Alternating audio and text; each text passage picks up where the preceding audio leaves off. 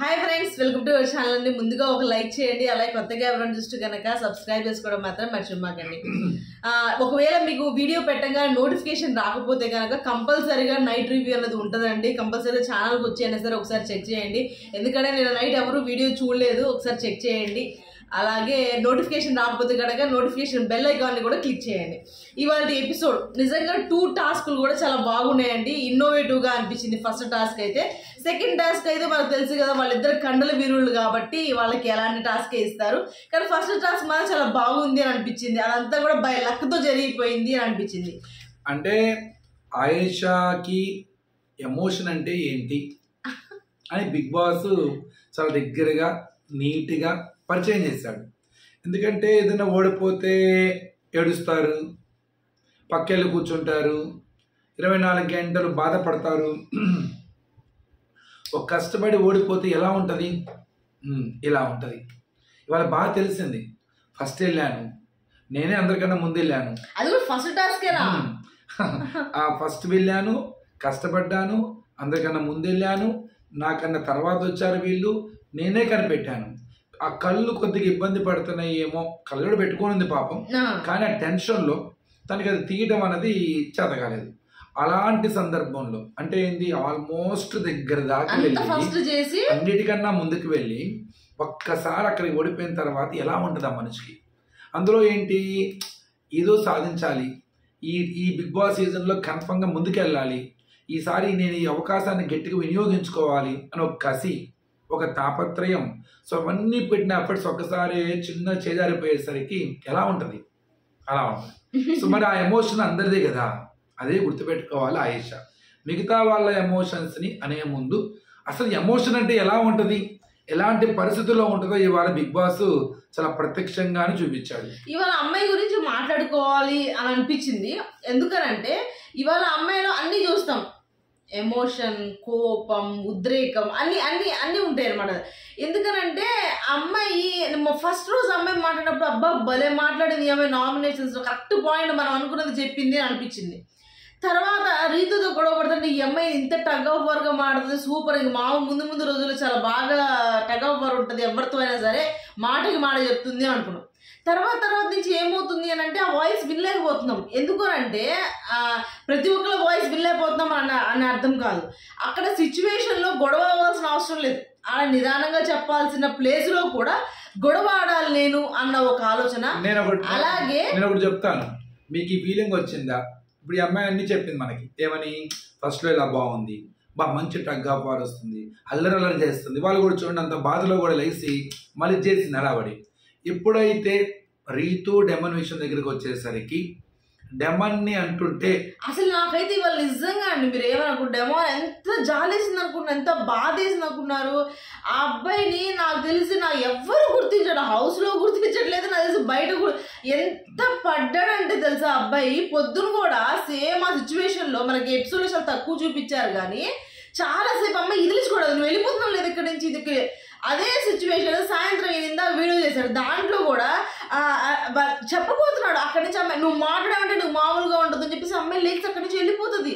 ఎంతసేపు బతుకులాడతాడు తెలుసా ఏంటంటే ఇలా ఆలోచిస్తుందేమో, 24 గంటలు రీతు విషయానికి వెనకే వస్తున్నాడేంది, రీతు చేయాల్సిన తప్పుని కవర్ చేసుకుంటూ వెనకాలే ఉన్నంటూ వస్తున్నాడేంది, ప్రతి దాంట్లో ఆ రీతునికి ఏదో సపోర్ట్ చేయడానికి వస్తున్నాడు ఎందుకు అన్న ఒక ఫ్రస్ట్రేషన్ చూపిస్తుంది ఏమో కదా.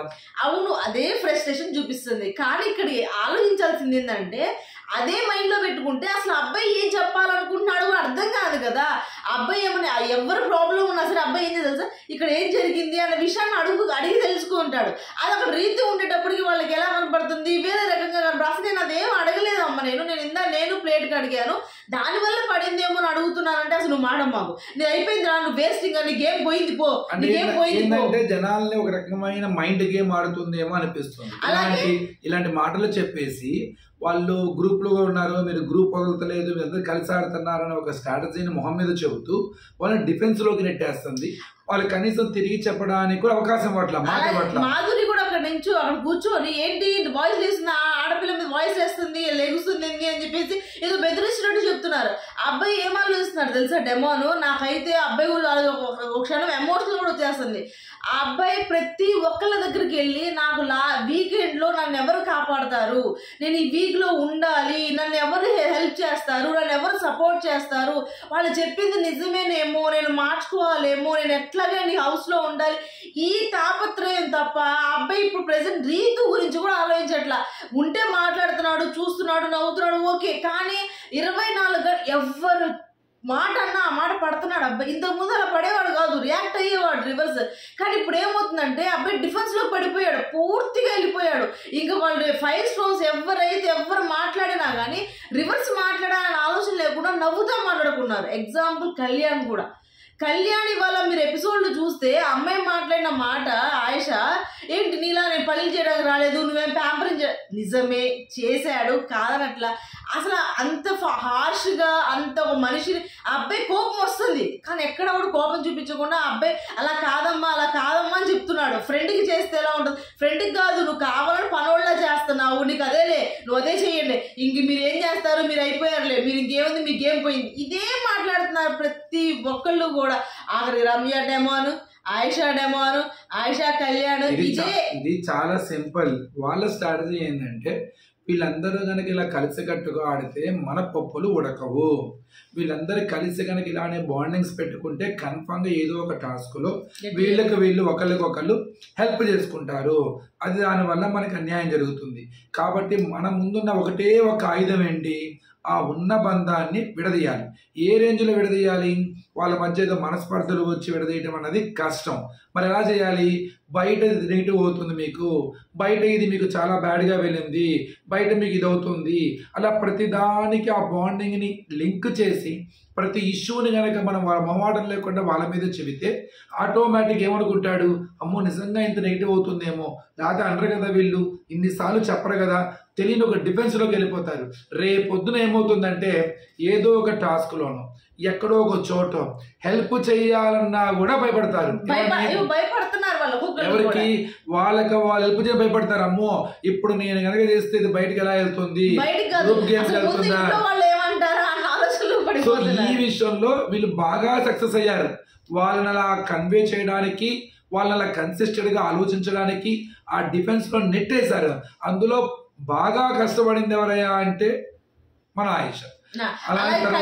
కళ్యాణ్ వచ్చి మాట్లాడుతుంటే లైస్ వెళ్ళిపోతా, అమ్మో మీకు నువ్వు నేను చెప్పడం నాకేమవసరం, నీకు చెప్పాల్సింది, ఇప్పుడు ఎక్కువగా ఇచ్చేస్తున్నాను, ఎక్కువగా చెప్పేస్తున్నాను అన్న మాట కూడా నాకు వచ్చింది. చెప్పాలి నాకు నచ్చలా.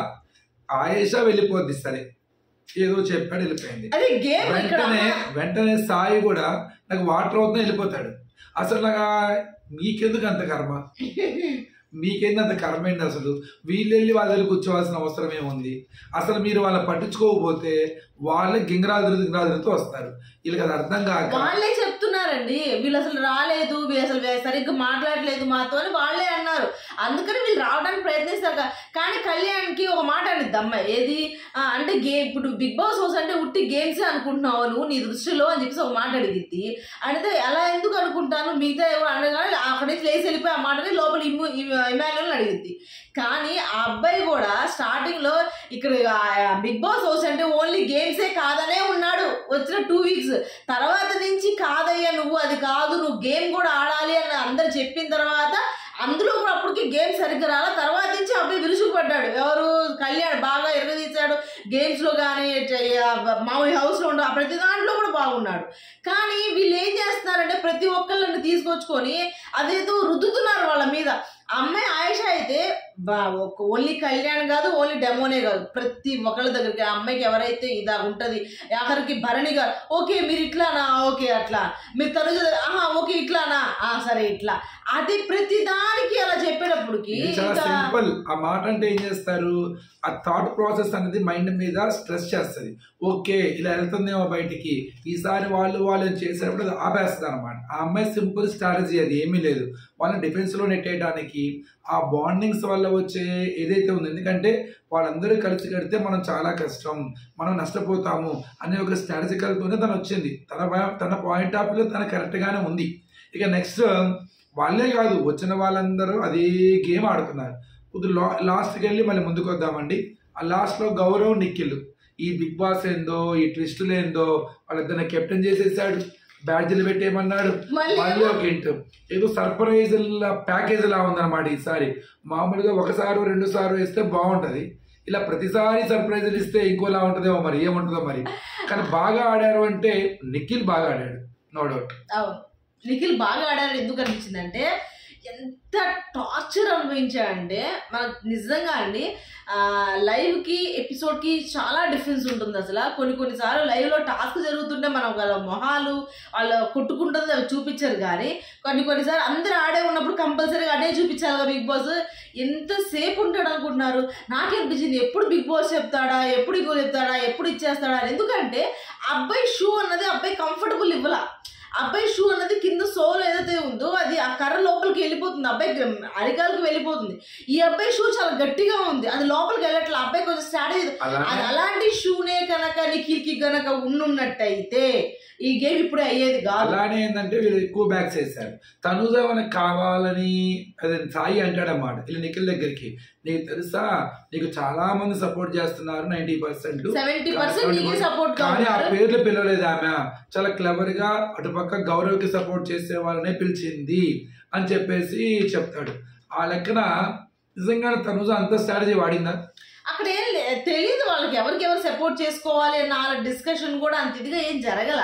కానీ అక్కడ ఏంటి అని అంటే అమ్మాయి పిలిచే విధానమే. ఫస్ట్ సాయిని పిలిచింది, సాయిని తర్వాత పిలిచింది దివ్య, ఇమాన్యువల్, అలాగే కళ్యాణ్, వీళ్ళ దాంట్లోనే ఫస్ట్ పిలిచిందే సాయిని. తర్వాత మధ్యలో ఎవరు అమ్మాయిని ఆయిషాని పిలుస్తుంది అంతే. ఇక ఎలా ఎట్లా కుదురుతుంది నాకు అర్థం కాల. కాకపోతే ఇంకా మేబీ ఆమె మనసులో ఉండుండొచ్చేమో కానీ ఆ పిలిచిన వ్యక్తి కరెక్ట్ ఎవరికి సపోర్ట్ చేస్తాడన్న విషయం కూడా తెలియదు కదా. మేబీ తనతో షేర్ చేసుకున్న అది కరెక్ట్ గా ఫాలో అవుతాడని రూల్ ఏముంది దానిలో, అదొకటి. ఇంకోటి ఏంటంటే మధ్యలో ఒకసారి బ్యాలెన్స్ ఒకవైపు ఎక్కువ ఉంటది, అప్పుడు ఆయేషా వెళ్ళేసి తెలివిగా ఇటుపక్కకి వేస్తుంది. అది నాకు మంచి స్మార్ట్ మూవ్ అనిపించింది, గుడ్ థింగ్ అనిపించింది. ఎందుకంటే అక్కడ అవతల అతను హెల్ప్ చేయడం కన్నా అదే హెల్ప్ చేయాలి అతనికి. ఒకవైపు అనేది చాలా కష్టం, దాన్ని బ్యాలెన్స్ చేయడానికి ఇటుపక్క పెట్టేది అనమాట. అదే నీకు డౌట్ వస్తుంది, నాకు అగెన్స్ట్ చేసిందా, అది హెల్ప్ వేసుకోవాలి, బరువే కదా నాకు ఎలా వేసింది అని చెప్పేసి ఆలోచిస్తాను. తర్వాత అర్థం చేసుకుంటాను నీకు, తర్వాత లైవ్ లో కూడా మాట్లాడతాను. ఎందుకంటే సింగిల్ హ్యాండ్ మెయింటైన్ చేయడం చాలా కష్టం. అలాగే పేర్స్ వాళ్ళు డెసిషన్ తీసుకునేటప్పుడు కూడా స్టార్టింగ్ లో అబ్బాయి ఎప్పుడైతే సాయి డైరెక్ట్ గా రమ్య అనేది పేరు అవుతారు. ఎందుకంటే రమ్యలో ఆ జీలు ఉంటుంది, వెంటనే నేను ఎలా అయితే దూకుడుగా వెళ్తానో అమ్మాయి కూడా అలా వెళ్ళిద్ది అని ఒకటి. అలాగే తాతాబికి ఆయిషా నేను వీక్ అంటే నాకు నచ్చట్లేదు, అందువల్ల నేను అమ్మాయి ఆయిషాను సాయి ఫ్రెండ్స్ బాగా ఎక్కువసేపు కూర్చొని మాట్లాడుకుంటారు. రమ్యతో అంత ఎక్కువగా మాట్లాడే అబ్బాయి ఎవరు సాయి. కానీ ఎందుకు అమ్మాయిని తీసుకోవడం, నేను లాస్ట్ ఏదైనా సరే నాకు చివరికి ఏంది, నాకు రిజల్ట్ ఏంటి, నేను గెలవాలి. అలాగే నేను గెలవాలా అనుకున్న వాళ్ళతో ఆడతాను, కానీ నాకు వాళ్ళకు బాగా బాండింగ్ ఉంది, నన్ను బాగా మాట్లాడతాను అన్న వాళ్ళతో నేను ఆడను, ఎప్పుడు ఎక్కడ ఆడను. అలాగే అక్కడ చాలాసార్లు మాధురి గారు ఐ హేట్ యూ, నువ్వే నన్ను ఇచ్చేసావు, నన్ను తీసుకోలేదు అని చెప్పేసి 2 మాటలు మాట్లాడతారు. ఒక విధమేమో నీ వల్లే నేను ఓడిపోయాను, నువ్వు నా గ్రూప్లో రాకపోవడం వల్ల నేను ఓడిపోయానని. మళ్ళీ ఆయిషా దగ్గరికి వెళ్ళి పర్లేదమ్మా మళ్ళీ మనం ఈసారి గెలిచి ఆడదాం, మాకు వచ్చేసి మళ్ళీ అక్కడ డబుల్ ఫేస్ లాగే అనిపించింది కదా. అలా వాళ్ళు డెసిషన్ తీసుకునేటప్పుడు కూడా అలా తీసుకున్నాడు. కానీ మొత్తానికి గౌరవ్ మాత్రం ప్రతి టాస్క్ అండి, ఇదే కాదు ఈ టాస్క్ లో పాపం మెయిన్తో ఆడాల్సింది కదా, అది కొద్దిగా వెనకాడినా కానీ దేవుడు చూసారా మళ్ళీ అబ్బాయికే మంచి చేశాడు. చివరికి మళ్ళీ వాళ్ళిద్దరే గెలిచారు. హౌస్ లోకి వచ్చిన కాడి నుంచి ఏ టాస్క్ పెట్టినా అబ్బాయే గెలుస్తున్నాడు. నిఖిల్ గౌరవం ఎంచుకోవడం గుడ్ పాయింట్. ఎందుకంటే అవ్వక తన కోరిక నెరవేరింది. సుమన్ శెట్టి కెప్టెన్ అవ్వాలన్న కోరిక హౌస్ హ్యాపీ అయింది. అది ఏ రేంజ్లో హ్యాపీ అయిందంటే ఈ అబ్బాయి అవ్వాలి చాలా కోరుకున్నాడు, వాళ్ళ పేరెంట్స్ వాళ్ళ ఫాదర్ ఎమోషనల్గా చాలా ఇదయ్యాడు, అది గుడ్ మూవ్. ఇక గౌరవ్ ఏంటంటే గౌరవ్కి స్ట్రాటజీలు ఇవన్నీ ఉన్నా మాట్లాడడం తెలియదు. గౌరవ్కి తెలిసింది ఏంటంటే ఆటలో గెలవాలి, ఆటలో. గౌరవ్ అంత ముందు టాస్క్ సరిగా ఆడలా, మైండ్ కొంత కన్ఫ్యూజన్ అయ్యింది, ఎక్కడుందో తెలియలేదు, వెతుక్కున్నాడంతా అయిపోయింది. ఇక్కడికి వచ్చేసరికి తక్కువ చేయలేము, నిఖిల్ ఆటతో కంపేర్ చేసి తక్కువ చేయలేను. ఎందుకంటే నిఖిల్ చాలా కష్టపడ్డాడు, ఇక్కడ కొంతమంది వేసారు కూడా. కానీ అంటే తను ఎలా అయితే ఎఫర్ట్స్ చూపిస్తున్నాడో అవి ఏ రోజైతే తను వచ్చినప్పుడు నాకు సార్ అన్నారు ఏం లేదు ఈ అబ్బాయికి ఏం తిననుకున్నారు. ఈ రోజు అదే అతను కెప్టెన్ అయ్యాడు. 1 వీక్ లోనే శనివారం నుండి ఆదివారం నుంచి ఆదివారం లోపల ఒక వ్యక్తి 0 నుంచి ఎంత ఎదిగాడో చూస్తారు నాకు సార్. ఈ అబ్బాయికి చాలా అవసరం అది అనేసరికి కెప్టెన్ అయ్యి కూర్చున్నాడు అన్నమాట. So something he has some efforts. కానీ అబ్బాయికి స్ట్రాటజీ లేదన్నారు కదా, ఉన్నవి అసలు అబ్బాయికి ఫుల్ ఆఫ్ స్ట్రాటజీస్, అన్ని స్ట్రాటజీసే. అన్ని ఒక మాట్లాడేటప్పుడు అబ్బాయి ఎదుటి వ్యక్తి మాట్లాడాలనుకున్నదో వాళ్ళు ఆపేస్తున్నాడు. ఈ అబ్బాయి మాట్లాడాలనుకున్నాడు, ఈ అబ్బాయి అనుకున్నదే చెయ్యాలనుకున్నాడు, ఈ అబ్బాయి స్ట్రాటజీనే తెలియజేయాలనుకున్నాడు. జనరల్ గా ఆయేషాలో గానీ, సాయిలో గానీ, మాధురి గారిలో కానీ, రమ్యలో కానీ ఒక క్వాలిటీ ఉంటుంది. వీళ్ళు ఏం చేస్తారంటే వాళ్ళు అనుకున్న జరగడానికి అవతల వాళ్ళు ఏం చేస్తారు, ఇన్ఫ్లుయెన్స్ చేస్తారు. నువ్వు ఇలా చెయ్యి, నువ్వు ఇలా చెయ్యాలి అని. గౌరవ్ ఏం చేస్తాడంటే వింటాడు అంతే, ఆయన చేయాల్సిందే చేస్తాడు. అలాగే గౌరవ్ అబ్బాయి మాధురి గారిని వద్దంటాడు. వాడు వద్దన్నాడు మొహం మీద, నేను ఎలా వెళ్తాను, నేను ఎలా ఇచ్చేస్తాను, నువ్వు నాకు చేయబాలేదు, నువ్వు ఫిజికల్ ఫిట్ కాదు అందుకే నేను తీసుకున్నా. నిజమే కదా, అక్కడ ఎప్పుడైనా సరేనండి. అందుకనే బాండింగ్ ఎందుకు బాండింగ్ వద్దంటే ఎవరో వాళ్ళు ఉంటే గెలవాలనో అదో లేకపోతే ఓడిపోతామనో ఇవన్నీ ఆడియన్స్ కు సంబంధం లేదు, లక్ కూడా సంబంధం. మీరు ఎంతవరకు ఆడారు అన్నది. ఉదాహరణకి ఒక వీక్ కంటెస్టెంట్స్ అందరిని పెట్టి బలవంతులంతా వైపు ఉండి గెలిచారనుకో, ఆడియన్స్ ఏమంటారు, ఇది ఒక గెలిపేనా అంటారు. కాబట్టి గెలిచినా వేస్తే పెద్ద ఉపయోగం ఉండదు. ఎందుకంటే ఆడియన్స్ కనెక్ట్ అవ్వడు. ఆడియన్స్ ఎప్పుడు కనెక్ట్ అవుతాడంటే చాలా టగ్ ఆఫ్ వార్ జరిగి అప్పుడు ఇది చేస్తాడు. ఓడిపోయినా కూడా ఎవరు ఎఫర్ట్స్ చూస్తాడో వాళ్ళకే కనెక్ట్ అవుతుంటాడు. సర్వసాధారణంగా మనం అందరం జీవితంలో ఎక్కువ సార్లు చేసేది తెలుసా, ఓడిపోవడమే. కాబట్టి ఆ ఓడిపోయిన వాళ్ళకి కనెక్ట్ అవుతాం మనం. అలాగే వీళ్ళిద్దరు క్యాప్టెన్ అయ్యారు కానీ వీళ్ళు మధ్యలో ఈ ఐస్ క్రీమ్ గోల్ ఒకటి మొత్తం తినేస్తున్నారు దాంట్లో పడి. పాపం నాకు అనిపించింది ఏంట్రా బాబు అసలు బల్లాడిపోతున్నారు. వాళ్ళకు కూడా ఏదో డిన్నర్ ప్లాన్ చేసి ఇవ్వచ్చు కదా ఫుడ్ అనిపించింది. నాకు అనిపిస్తుంది ఎప్పుడు అక్కడ చూస్తే అనిపించలే, మామూలుగా అనిపిస్తుంది. యాక్చువల్గా ఏమైందంటే ప్రతి సీజన్ లో కూడా కొద్ది గొప్ప ఫుడ్ వల్ల ఇబ్బంది ఎవరు పడలేదండి ఇంత ఇదిగా బీభత్సం. కానీ వీళ్ళు బాగా ఇబ్బంది పడుతున్నారు ఫుడ్ కోసం. చాలా తక్కువ రేషన్ అనమాట. చాలా కొన్ని నిఖిల్ సీజన్లో ఒకటి, అలాగే శివాజీ గారి సీజన్లో కానీ అసలు ఎట్లా ఫుడ్ పంపించారండి వాళ్ళకి. ఎంత ఫుడ్ శివాజీ గారికి అయితే 2-3 కేజీలు కాఫీ పొడి పంపించారు. జనరల్ గా నాకు వాళ్ళ ఐస్ క్రీమ్ తింటే తనుజా వస్తుంది, చివరికి దివ్య కూడా పాపం. అదే పక్కన ఎవరు రీతు, అటు పక్కేమో అంట్లు తవ్వుతున్న డెమో వెనక్కి తిరిగి చూస్తారా, ఈ పంచాయతీ నాకెందుకులే అని చెప్పి. కెప్టెన్ ఏమో కళ్ళు మూసుకున్నాడు. రేపు అడుగుతారు కూడా, కెప్టెన్ అక్కడే క్లియర్ దొంగతనం చేపిస్తున్నావా అని అడుగుతారు. అంటే మనం ఇప్పుడు చూసే యాంగిల్ ఎలా ఉందంటే అక్కడ వాళ్ళకి ఎన్ని రకాల డిజర్ట్లు తింటారో వాళ్ళు. వాళ్ళ లైఫ్ లో మనము ఊహించలేనివి, మనము తినలేనివి, మనకి కొన్ని పేర్లు కూడా తెలుసున్నావు నాకు తెలిసి. అలాంటి ఐస్ క్రీమ్స్ తిన్నంత పెద్ద పెద్ద వ్యక్తులు వాళ్ళు ఈరోజు ఆ ఫ్రిడ్జ్ దగ్గరికి వెళ్ళి బాగా ఫ్రీజర్ అయిపోయి ఆ ప్లేట్కి ఆ గిన్నెకి లోపల అంటుకుపోయి ఉన్నదాన్ని, అంటే అది పట్టుకోవడానికి కూడా చల్లగా ఉన్నదాన్ని పీక్కొని వాసన చూసి తిని దాన్ని ఆస్వాదించిన తీరు ఉందో చూసారా. అందుకే అంటారేమో అన్నం ముందు సెలబ్రిటీలు ఉండరు, ఎవరికైనా అన్నమే. కానీ వాళ్ళకు ఇబ్బంది పడుతున్నారేమో అనిపించింది, ఫుడ్ వాళ్ళు చాలా ఇబ్బంది పడుతున్నారేమో అని అనిపించింది. తప్పలేదులేండి, తెలియాలి కదా. ఎన్ని రోజులండి పాపం అల్లాడిపోతుంటే. సరే, తర్వాత ఒక చిన్న విషయం మాట్లాడుకొని తర్వాత ఇంకొక చిన్న విషయం మాట్లాడుకుందాం. 5 స్టార్ని తప్ప ఎవరిని నమ్మద్దు అని చెప్పేసి సాయి చెప్తారు అనమాట ఎవరు. కానీ అక్కడ ఏంటి అంటే సంజన వాళ్ళు సపోర్ట్ చేయాలండి, సంజన కానీ ఇమాన్యుల్ కానీ తనకు సపోర్ట్ చేయాలి నిఖిల్ మనకు ఇది సపోర్ట్ అవసరం అని చెప్పేసి ఇచ్చేసుకొని సపోర్ట్ చేయాలి అది అనుకుంటున్నాడు. వాళ్ళకి సపోర్ట్ చేయాలనుకున్నారు కానీ నేను ఆమె పిలవలేదు అని. కానీ సంజన గురించి చాలాసార్లు వస్తుంది, నేను మీకే సపోర్ట్, సంజన ఇమాన్యుల్ ఇద్దరు మాట్లాడుకొని నిఖిల్కి సపోర్ట్ చేయాలి అని అనుకుంటారు. అలాగే క్యాప్టెన్స్ డిసైడ్ అయ్యి ఆయేషాకి బెడ్ లేదని క్యాప్టెన్సీ రూమే వాళ్ళకి ఇచ్చేసేసి మేము బయట పడుకుంటాము, క్యాప్టెన్సీ రూమ్ లో అయితే 3 పడుకోవచ్చు కాబట్టి ఆ అమ్మాయికి అది ఇవ్వాలి అని చెప్పేసి ఇచ్చేస్తారు. నాకు నచ్చిందా నచ్చలేదా అంటే బిగ్ బాస్ అడగచ్చు. ఇప్పుడు బిగ్ బాస్ కి తెలియదు ఆ మాత్రం. సరే, సాక్రిఫైస్ విషయంలో ఉన్నతంగా ఆలోచించారు, మంచిది, చెప్పడం బాగుంది. కానీ కెప్టెన్సీ రూమ్, అది కెప్టెన్ రూమ్ కెప్టెనే వాడాలి, అదొక రూల్. అది అలా అని చెప్పి హ్యుమానిటీని కోల్పోకూడదు. వాస్తవంగా దానికోసం బిగ్ బాస్ అని రిక్వెస్ట్ చేయాలి. యాజ్ ఏ కెప్టెన్గా మీకు ఒక పవర్ ఉంది. సో మీకు వచ్చినప్పుడు ఆ పవర్ని మీరు ఏం చేయొచ్చు, బిగ్ బాస్కి వెళ్ళి రిక్వెస్ట్ చేయొచ్చు. బిగ్ బాస్ దీనికి సంబంధించిన ప్యారలల్గా ఏదన్నా అరేంజ్మెంట్ చేయండి అని. ఇన్ కేసు అలా రిక్వెస్ట్ చేసినా కూడా, ఇన్ కేసు బిగ్ బాస్ నుండి ఏదైనా వస్తే లేదు మీరే అడ్జస్ట్ అవ్వాలనుకుంటే గో ఫర్ ఇట్. కానీ డైరెక్ట్గా సాక్రిఫైస్ చేయటం అన్నది అంటే బిగ్ బాస్ కి వాళ్ళు అడిగారు ఏది బిగ్ బాస్ ఇది చేయమంటారా చేద్దాం అనుకుని, ఏం రిప్లై ఇవ్వలేదు కదా అని చెప్పేసి వాళ్ళు డెసిషన్ తీసుకుంటారు. మంచి విషయమే కాదన్న కానీ, సో అంత సాక్రిఫైసింగ్ బదులు ఇంకా ఇంకేదైనా అంటే వాళ్ళు ఇవ్వలేదు కాబట్టి వీళ్ళు మంచి ఇద్దరు కలిసి తీసుకుంటారు. ఏదేమైనా ఆ అమ్మాయి కూడా ఫస్ట్ వెళ్ళి అసలు ఆ అమ్మాయికి ఛాన్స్ రావాల్సిన గేమ్ కాబట్టి మేబీ వాళ్ళు అది కూడా గుర్తించి ఆ అమ్మాయికి ఆనందాన్ని అయితే ఇచ్చిపెట్టారు వాస్తవం. కానీ అమ్మాయి అంటది చాలాసార్లు, నేనే ముందెళ్ళాను, నేను వెళ్ళాను కాబట్టి మీరు రాలేదు కాబట్టి మీరు వచ్చారు, తప్పు లేదు, పడ్డ కష్టపడి దాన్ని చెప్పుకోవచ్చు, నాకు ఎలాంటి సందేహం లేదు. ఆ ఎమోషన్ చేసింది, బయటకు వచ్చింది, హడావుడి చేసింది, అన్నీ చేసింది. ఈరోజు ఎమోషన్ అంటే తెలుసుకున్న అమ్మాయికి అందరి ఎమోషన్లు కూడా మంచివే, ఎస్ ఇందులో ఏదో జెన్యూనిటీ ఉంది అని ఆలోచించే గుణం కూడా ఉంటే ఇబ్బంది ఉండదు అనమాట. సరే, ఇమాన్యువల్ అని సంజన మాట్లాడుకుంటా ఉంటారు.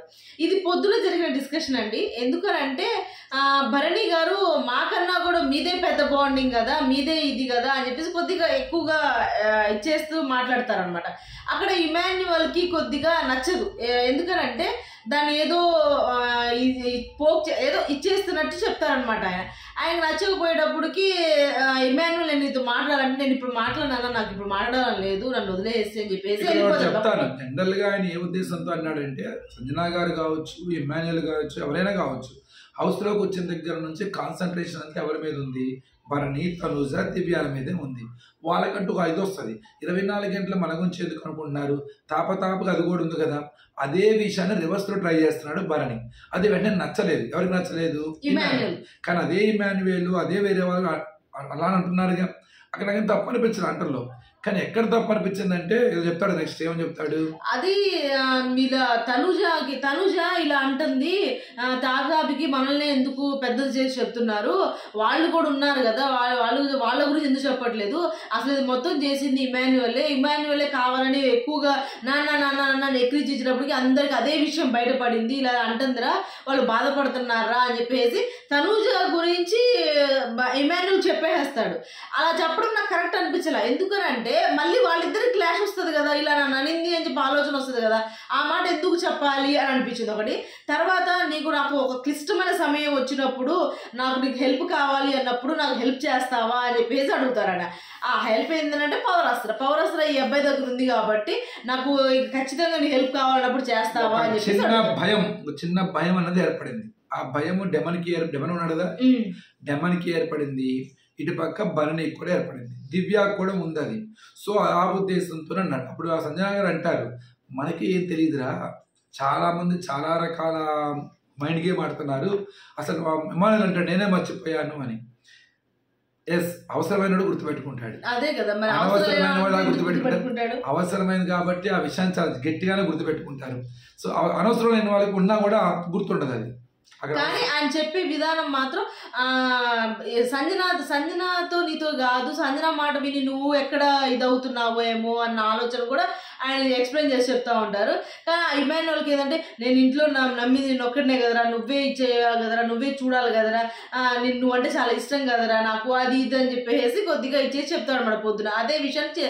కానీ ఇక్కడ సంజన గారు కూడా అక్కడ ఏం మాట్లాడతారంటే, అవునరా నాకు తెలుసు ఏది ఎవరు ఆలోచిస్తారో, ఎంత దూరం ఆయన ఆలోచించాడు చూసావు కదా, అయినా ఇవన్నీ కాదురా, నీకు నేను కాదు, వాళ్ళందరూ ఒకటే, వాళ్ళందరూ గ్రూపే, కానీ మనం కూడా ఒక స్ట్రాంగ్ అవ్వాలి అంటే మనకు కూడా ఒక సపోర్టింగ్ అవసరం ఉంటుంది. మనం చూసావు కదా టాస్క్లో నువ్వు ఒక్కడివే అయిపోయావు, నాకు సపోర్ట్ చేసేవాళ్ళు ఇంకెవరు చేయలేదు, నీకు కూడా నేను ఒక్కదాన్ని అయిపోయాను సపోర్ట్ చేసేటప్పుడు, నిన్ను ఎవరు సపోర్ట్ చేయలేదు ఆ టైంలో, ఇప్పుడు మనకు సపోర్ట్ కావాలి, వచ్చిన వాళ్ళతో నాకు జెన్యూన్గా నిఖిల్ కానీ గౌరవ్ కానీ నాకు నీకు జెన్యూన్ అనిపిస్తున్నారు, నాకు వీళ్ళిద్దరితో ఫ్రెండ్షిప్ చేయాలి అనే ఫ్రెండ్షిప్ అంటే వీళ్ళిద్దరితో మాట్లాడాలి, వీళ్ళిద్దరు నాకు జెన్యూన్ అనిపించారు కాబట్టి మనం వాళ్ళతో ఉండాలి, ఎప్పుడు ఏ అవసరం వస్తుందో తెలియదు, మనం ఫామ్ చేసుకోవాలి, అట్లా వాళ్ళ ఒంటరిగా ఉండటం కరెక్ట్ కాదు అని చెప్పి మొత్తం సపోర్ట్. ఇంత ముందు సీజన్ లో ఏదో బ్యాచ్ ఉండేది, మిగతా వాళ్ళందరూ ఎవరికి వాళ్ళు ఇండివిజువల్ గా ఆడేవాళ్ళు. అంటే వీళ్ళు భయం ఏర్పడిపోయింది. గేమ్ వచ్చినప్పుడు ఇప్పుడు సపోర్ట్ చేయాలి, వీళ్ళు హెల్ప్ చేయాలి అని అంటే ఎవరు లేరు మాకు చేయడానికి, అలాంటి టైంలో కావాలి. అబ్బాయి కూడా అదే అంటాడు, ఇండివిజువల్ గా ఆడినప్పుడు నీ గేమ్ నేను ఆడదాం, నా గేమ్ నేను ఆడదాం, కానీ ఒకళ్ళ హెల్ప్ కావాలి, ఒకళ్ళు సపోర్ట్ చేయాలి అన్న టైంలో ఎవరు చేయకపోతే మన పరిస్థితి ఏంటి అన్న ఆలోచన. వాళ్ళు చేయాల్సిన అవసరం లేదు. ఎవరు అక్కడ సపోర్ట్ చేయట్లేదు అంటే బయట ఆడియన్స్ రెడీగా ఉంటారు మేము ఎక్కువ అని. అది ఇంకా మంచిది కూడా అసలు. సో అది జరిగిందండి. వాళ్ళైతే ముందుగానే నిద్రపోయారు. ఏదైనా పాయింట్స్ ఉంటే కనుక మనం నెక్స్ట్ వీడియోలో మాట్లాడుకుందాము. ఈ వీడియో కనుక మీకు నచ్చితే ప్లీజ్ లైక్ చేయండి, షేర్ చేయండి, సబ్స్క్రైబ్ చేసుకోవడం మాత్రం మర్చిపోకండి. బాయ్.